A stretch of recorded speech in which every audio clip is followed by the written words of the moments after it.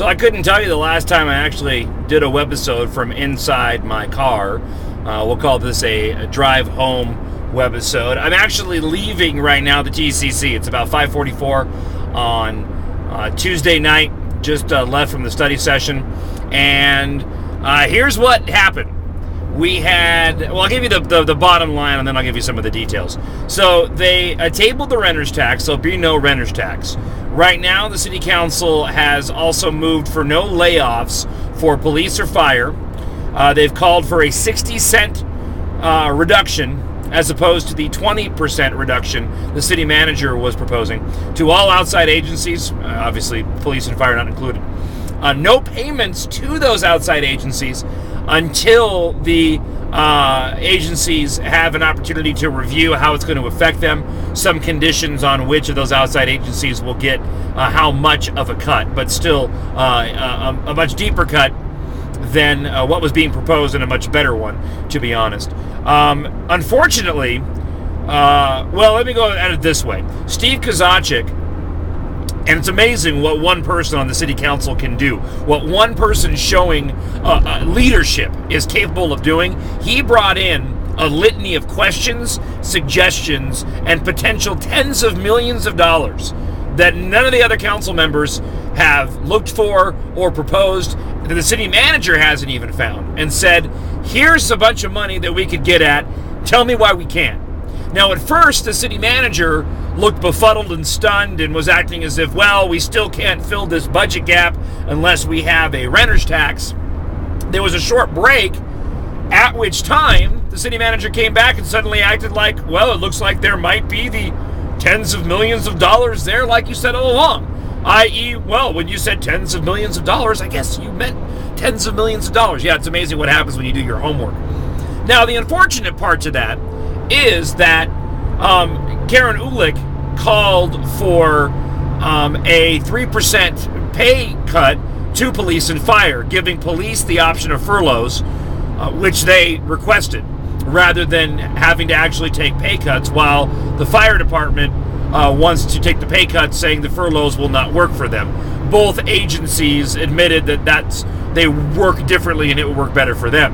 Now, Kozachik voted no, and Glassman voted no on the 3% pay reduction, instead asking the city manager to come back next week to find out how much money he's found, and if he's found the money that is needed, then they won't have to do the pay cuts. Well, unfortunately, their two no votes to the 3% cut weren't enough, as Ulick, Scott, Walkup, and Fimbres all voted for the pay cuts at this point in time. Now, Walkup assured everybody that if the city manager finds the money in the proposals laid out by Steve Kozachik, that they would fill in that gap, thus not hurting police and fire at all.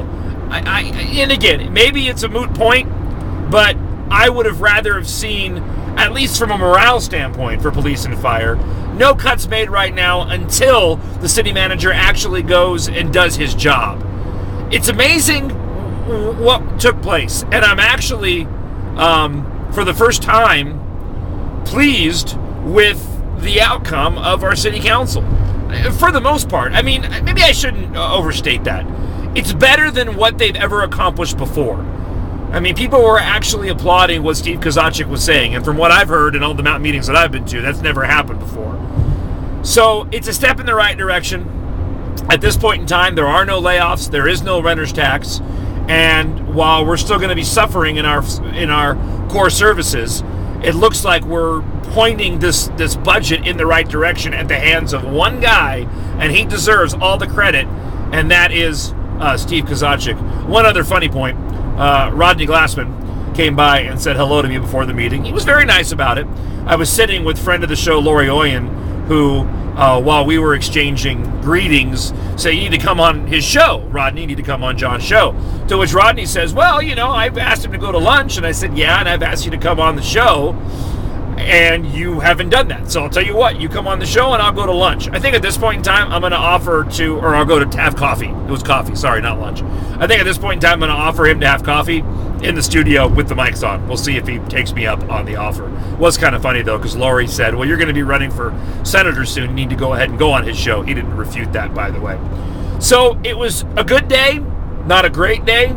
At least at this point in time, there are no layoffs to police and fire, although as our police chief, who I continue to admire and respect, Villasenor, said he's still dealing with a shortage of too many cops right now to handle what Tucson is faced with.